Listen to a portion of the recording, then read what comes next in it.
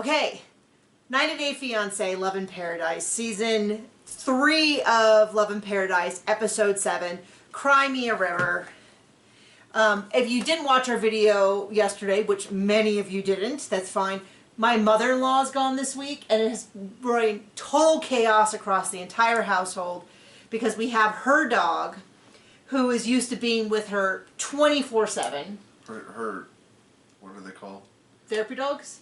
No. Alert dogs? Medical dogs? He alerts her when her blood pressure is going to go bad. Is that what you mean? Yeah. Okay. But he's used to being with her all the time. She could take him to California if she wanted, but it ends up being a bigger hassle, so she... You okay? No, I'm looking it up because it bothers me. Okay. That's not the right word. It's like, anyway, service dog? Yeah, I think that's it. Service dog. Okay. Anyway, but normally she takes him with her everywhere, but she's been in much better health recently, so it's easier for her, certainly, to leave him behind. But that means that we now have to babysit her dog, who's a little bit high maintenance. Plus our dogs. Plus our dogs. Plus our son is on summer break. Our son is on summer break, and he is very used to Grandma being there and spending probably an hour or two a day with her. At least. At least. I mean, some days he is like, bye guys, and he goes to her part of the house. She has like her own living room, several bedrooms, a bathroom, almost an entire setup other than we share the kitchen. Sort of the middle part of the house is the kitchen and the laundry and stuff like that. But, so I moved one of my computers that I do my video editing on down to his area, Cooper's area, my mother-in-law's area. But my son has just been so high energy because he misses Grandma. And school. And he has no school. And we can hear him right now, and if John disappears, then so be it. So we should probably get into the episode. Who do you want to start with? Oh, it is just so captivating, this one. I barely took any notes because it feels like it's the... So in writing, we talk about the fact that in the beginning of a book, you have all the setup. It's very interesting. You have all the setup. At the end, you have all the big conclusions. And the middle, we sometimes call it the mushy middle. It shouldn't be mushy. That's when all the good stuff should be happening. But unfortunately, it often is. And I feel like right now, this is the mushy middle of this series. How do you know stuff about writing? Because I write books. You do? Available on all your favorite ebook vendors, such as Amazon, Kobo, Apple, Google Play. Some audiobooks. Some books are available on Audible. Paperback books on Barnes & Noble, online, and Amazon. The audiobooks? I do my own audiobooks. Wow. And if you cannot afford to buy audiobooks or ebooks or anything, you can request them through your local library. Talk to them and say, hey, I heard with this author. She said I can request my books through the library. How do I do that? And they will help you do it. Probably through the library, your options are going to be audiobooks or ebooks. So we'll start through, I guess we'll just go in order of how they appeared in the show. So Jessica and Juan tell the kids, well, first of all. Second of all. No. First of all, I have to say that people are really mean about kids on TV shows. As though a 5 and a 7-year-old, or however they are responsible for their own upbringing. If we know anything, people on the internet are the best because it's only the best and choicest, and certainly there are no keyboard commando trolls and I get roaming about unchecked. I mean, I get it. Well, I shouldn't say I get it because... You get it? You're mean to kids too? You get why that's a thing? Other people's kids are annoying, by definition. When your own kids, you're supposed to have hormones that make you love them, so when they make that noise, like, you don't want to... I mean, you might want to, like, drive off and leave them somewhere, but you don't because you go, I know you're annoyed right now, but I love you. I get that other kids are annoying, but I don't know, like the number of people who are like, these are terrible kids, these are awful kids. And I first of all was like, well, they are children, so they are the response to their upbringing, first off. Secondly, I would hope that people would be more understanding about the fact that like maybe there's some neurodiversity stuff going on in the background we don't know anything about, especially when we got into the food stuff. The number of people I know as adults who have food problems like these kids. And then it's like he brings them a soup with a chicken foot and a chicken head. There's nothing wrong with eating. There's nothing inherently gross about chicken feet and chicken head.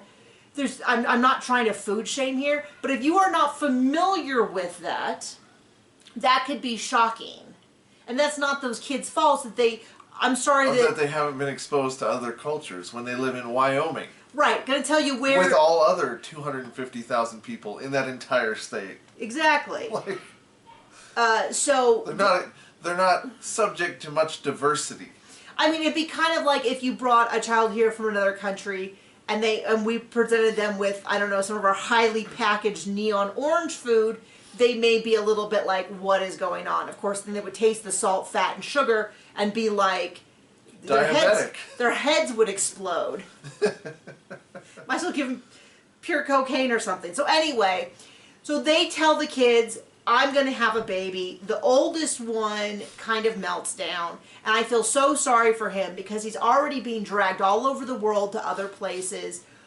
With his mom, who had baby fever one night. Yeah, she had baby fever, so now they have this whole situation, which we said was a bad idea. When she told us the story of how this happened, it was like just one giant red flag. And I am getting annoyed with me saying red flag because I'm saying it so often on these shows. I need another word, but there's like, she told us a story, I was like, oh, I don't have to know anything more about you than this story to know this was a terrible idea. And then... Well, I mean, if we know anything about TLC, they cast the most smartest people to make the most bestest decisions. So I feel terrible for these two boys and the child who is coming because it does not seem like Juan is going to be able to be there in time to be with his child. So then they're going to have a third child who's upset. The kid is just saying, it's too fast, it's too fast. I don't want another baby, you're not going to love me. I think this is a very normal reaction for I shouldn't say for any child, because many children do want little siblings, but this is not like unheard of, even in the same household with the same parents. I think this would be a well within normal reaction, like kids being scared of going to the dentist or being scared to try new food. Like this is, not every child experiences this, but it's very normal. Heightened by the fact that they don't know this guy. They've only met him very little. Doesn't seem like the visit is going particularly well to begin with. Whenever he's around, they barely see their mom. So that's already like another like, oh, I don't like this. He doesn't seem to be particularly crazy about kids. I can't really blame him too much because he's barely met children. Right? Like he also barely knows these kids. But then when the kid was upset, he was kind of, and maybe some of this was just a nuance of the language, but it seemed like he was really upset that the kid wasn't, not so much the kid was upset, but that the kid wasn't more on board. Like, and I'm already this week, I gave a whole big lecture on Robin from Sister Wives thing. The pencil wetter. About how she was upset that the teenagers weren't more excited for her when she announced that she was pregnant. So I have zero patience for him. I just heard a red haze of anger as he was talking. Now maybe it was a language thing and what he meant was that he was heartbroken for the kids specifically. But I didn't see a lot of like reassuring, but maybe he felt like the kid didn't want to hear from him. But the whole thing was a big train wreck. It was awful to watch. And it's like, well, it's already happened. Do you want to go check on our son? He's fine. Okay. Everton and Jordan. I'm not buying a thing about this relationship. It all feels very manufactured. It sounds like maybe I don't know whether he already knew she was doing these pictures and they were just playing it up for the TV. I don't know, because everything about them since they've met is kind of off.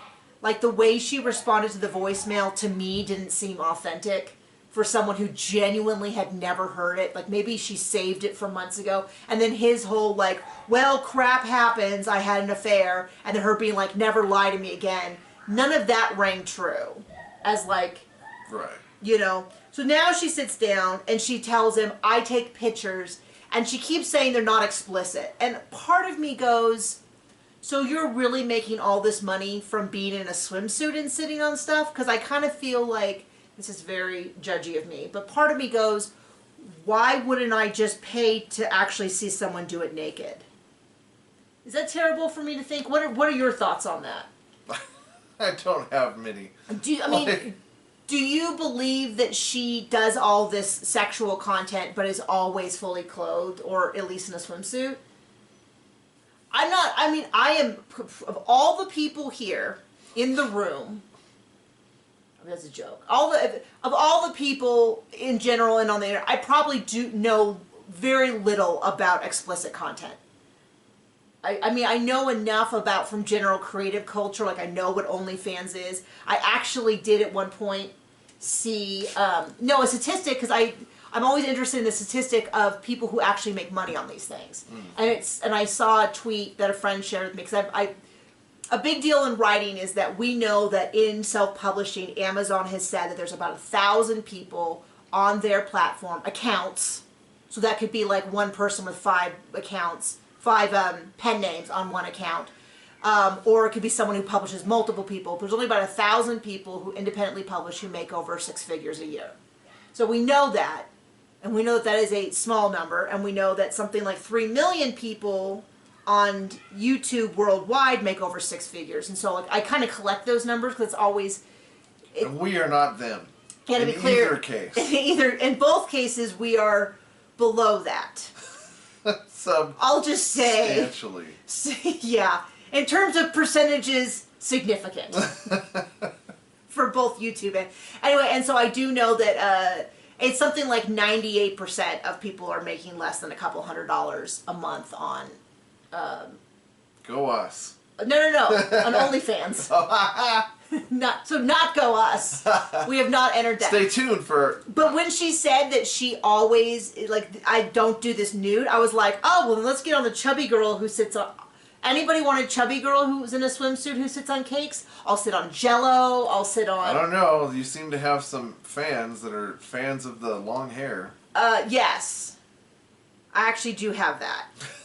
I do have long hair. I have a few accounts that have been with me since the beginning who are always asking me to have my hair down. So, oh, God. I mean, you know. Subscribe to our Patreon. Give us some money. Hit that super thanks button. Sorry. Anyway. Been distracted. Anyway, but if she makes all of her explicit content, I also have great feet. I've actually had surgery on them to straighten them. Because I had bunions. I don't want to brag. I did used to tell people that I had cosmetic surgery on my feet to make them look... Because it's... I mean, if a foot is ugly, it usually means it's not functional. And when my foot used to go like this, well, this is the big toe, and it used to like... Whoop, not real functional. Look painful. Hurt all the time. I think I told this story. My feet have always hurt, and I've as long as I can remember, my feet were shaped like that, like a bunion, if you know what a bunion looks like, from when I was really young. And I remember my mom just saying, oh, that's how Grammy's feet were, her mom. Oh, you just have Grammy's feet. You just inherited Grammy's feet. And they hurt, and they got progressively worse. And by the time I was like in college, and I went to UCLA, which is a very large campus, and so I'd walk everywhere. As many people do in college, I had to walk, and I had to, at that point, I wasn't able to wear nice shoes anymore. I had to always I wore Doc Martens through most of college, and like other... stylish choices. Doc Martens were cool in the 90s. Sorry you don't remember it. As a goth? No, it was like, when I was in the 90s, one of the big was baby doll dresses with with Doc Martens, and so I wore that quite often. I wore a little baby doll dress, which was like and then I would wear those little clips in the back that held it kind of together so you had a waist. My favorite one was black with like a little tiny and then I would wear biker shorts underneath it, and I still have them, the green Doc Martens, sort of a soft like sage green. It was really, really pretty. I don't think I have anything quite that, kind of like this, maybe this color but a little bit greener, somewhere between the color of this book and that color. Anyway, and then as I got older, it got worse and worse. And then when I was about 26, I was no longer, like, I wasn't going places. It got really bad really fast. And I would get, additionally, I got bruises. I would get blisters, like 20, like, I would compete, and I'd get blisters over, like, between my toes, everywhere. Sounds healthy. Yeah, and... Anyway, so my mom just kept saying, like, oh, you're just being a wimp, you're just being a wimp. So I finally I think my trainer at the gym told me to go to this guy. So I went to this guy, and he like took X-rays and was like, "Well, this is really bad. I suggest we have surgery this Thursday." My mom was like, "What?" Well, I didn't realize they were bad. And he was like, "Yeah." And he's like, "You need to have both feet done. I recommend this super crazy invasive surgery. They cut the top of my foot. They cut all the way down the side along the outside of my ankle. They straightened the big toe. TMI. They moved all the toes over. They realigned everything. And then they put an insert in. They cut the outside of my ankle. And they put this wedge in there because it was caused by my feet would pronate. It would put too much pressure on this joint. The joint migrated out, created this huge bunion. The whole thing. 2 months of recovery plus physical therapy, and then 2 years later... Doesn't sound like your mom was the most attentive or brightest person I've ever met. Well, let's not talk about the fact that after my 7th grade year, when my teacher was like, "I don't think Nikki can see the board," and I was almost blind as a bat, could not see the board, didn't know that I couldn't see. I thought everybody had to squint like this to see the board.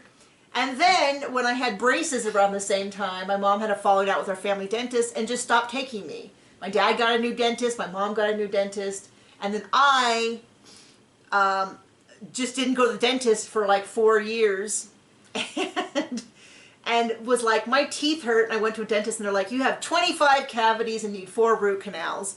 So I got a second opinion, and he was able to, I had no root canal. I eventually have had... Since then, I've now had 2 root canals, but I was able to save the root canal for about 5 years by like packing the tooth with medicated stuff or whatever that helps to save it, and getting a bunch of But I went to the dentist like every 6 weeks for like a year. So when you were taken by child services? No, I mean, this makes it sound really bad. I had a very, very blessed upbringing. How would you say that? Tough love? No. I financially had everything I needed. They just weren't always attentive of what I needed, I guess was the way of saying it. And I apparently have the reputation of my family of being a big fat whiner, hypochondriac who doesn't get things done. I think that has been proven wrong. Sorry, little sidebar. I don't know, how in the world did that even... Oh, my cosmetic... So anyway, my feet are beautiful, so I guess he hit me up for feet pictures. If you pay, sure. Yeah. Gross. Yeah, not for free, John. Oh my gosh. What kind of fool am I? Okay, should we talk about the people that I hate? I don't like any of these people. During this episode, John was like, "I really don't like this guy." And I was like, "Oh, I'm shocked. I'm shocked that you don't like someone." Oh. We're going to skip here first. Sure. Scott and Lydia... Oh, the 2 lovers. My note says 3 love. days of hell. She's a total monster. That's my interpretation of what happens. I don't get why he didn't just say that. But what he says was, "I want to talk to, can I get a real translator? Because this is not working with the translation app." And I think he is being I think he's just being diplomatic, blaming it on the language barriers. Because I don't think it's the language barrier. I think it's that everything he says, she tries so hard to twist around. I don't think it would be any different if she was speaking English. Because she says, "What do you like to do?" And he says, "I like to travel to beautiful countries to meet beautiful women." And she's like, "Oh, so you want to meet younger women?" And he's like, "No, I meant you." Every interaction, she's a monster. And I don't even think the guy's as much of a winner.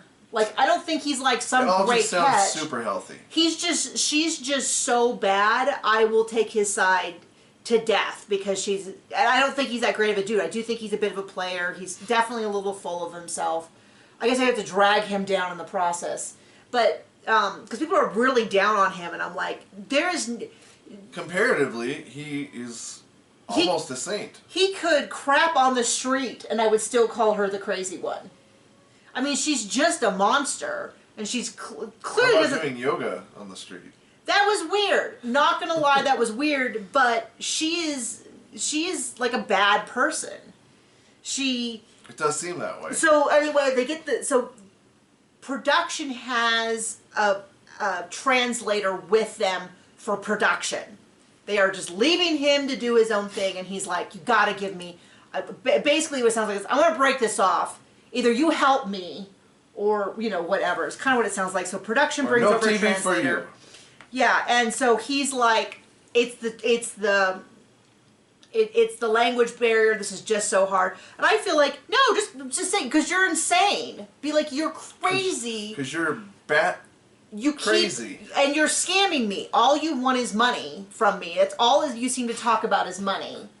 And she's trying to play it off that he's like basically prostituting his ex-girlfriend. I don't even care. I don't care. I don't care about any of that. She's just so awful to be around that I mean, like I said, he would have to poop on my shoe to even out what I have seen her do. If you want to see that, let us know. No, I will not be doing that, just to be clear. For I was the trying right to think of price. No, not for the right price. What is wrong with you, John? We got bills to pay. He can poop on your shoe. The right price. Yep. I think you're more marketable on the OnlyFans than I am, buddy. I don't know. Oh, and then she's like, he's lazy. He's not trying hard enough. And I'm like, you have not given him a reason to try anything. She couldn't even get the translation app to translate what she was saying to speak English to him. She kept playing it to him in Spanish last week. And so well, they've only been together a year. It's not like they should have learned some words for each other. Well, it doesn't sound like they've been together for a year. What it sounds like is they have talked. I mean, I text. There's people I text. Guarantee nobody really cares. The difference? Well, there's people I text every day. John, have I been with them for a year? I don't know. No, I haven't. What's wrong with you? Okay, should we even go to this last couple or should we just skip them? Anna and Matthew, he's a wolf, she's a cat. He is so painfully self-conscious. She did say, I hope it can last longer than yesterday, and we about lost our mind giggling like idiots. Yep, so she's a party girl and he wants to keep up. Seems healthy. Both accounts. Some dude comes over and he's like, "Hey guy, get away from her!" Two dudes, at least twice. I couldn't tell apart. I mean, and my thing is, and he's like, she can get any guy she wants. And I'm like, she's attractive. I am not calling her ugly or unattractive in any sense. But this whole, like, she can get any guy she wants. There's no one out there who can get anyone they want unless they also have stuff like fame and money. I'm sure the fact that there was cameras on him absolutely was more interesting to a lot of guys as to try this out than anything else. Now, she's pretty. I'm not at all surprised guys hit on her, but this whole, like, she's the most beautiful person in the world, she can have any guy she wants, blah, blah, I have to hit them. You know, it's like, I don't think that's the case. And he's just so worried when he tells her about how long the visa is going to take that she'll just go to somebody else. Well, if she wants to come to America... She's been talking about going to America her whole life, is what we've been told, so... Yeah, I mean, like... Maybe they're just hamming it up for the camera, because it's still not interesting. He might be worried, because he might genuinely believe that the only reason she's with him is because he's got the sparkling personality, and not because he's in America. Because I kind of feel like if he's aware of the fact that part of his appeal is that he's in America, he's going to realize that the length of the visa, it's sort of like, I'm not going to, if I'm halfway through a line, I'm not going to, and my main goal is to get to the end of the line, getting out of line doesn't speed up the process. Getting into a new line that's twice as long doesn't speed up the process. Like, buddy, you got to accept that you being in America and the visa is probably one of your big benefits. A big selling point. Big selling point. But it's so funny, the guy's like, some guys like kind of hitting on her, and he's like, "Hey, dude, back off!" Like his voice is cracking. And his little kitten outfit. His little cute, his little puppy dog outfit. I'm a puppy dog. We should end this. It's getting too quiet. Okay, it got really quiet, so we're gonna call that a day. I am gonna warn you. I did this on matchmaker video, the make me a match video that we did yesterday, which is next week. Before the 90 days starts on Sunday. Which Miss means, me? I'm back. Which means that we will have 2 shows on that appear on Sunday night that we recap Monday, and then 1 show that's Monday night that's Tuesday. I don't think we're going to be able to maintain all 3 shows. And so... 4, because then we do Sister Wives on another day. And if you want to see the Sister Wife recaps 2 weeks early, please join our Patreon, or you can do it just to support us. And to watch some exclusive content like Q&As, which we have to film... I guess tomorrow, because I forgot we had to do the Q&A. Anyway, So we will most likely be dropping one of those 3 shows. Most likely, almost 99% sure it'll be either 90 day. It'll either be this one, Love in Paradise, or it'll be Make Me a Match. So if you're really convinced that we need to keep doing this show, tell me in the comments. But if we get 1,000 Patreons before then we'll keep going on all of them. Well, we're gonna see what we can do, how much work it is. But it's unlikely that we will be able to maintain all 3 of those shows plus Sister Wife. Sister Wife is the one we have to do for the Patreon. There's no argument about that.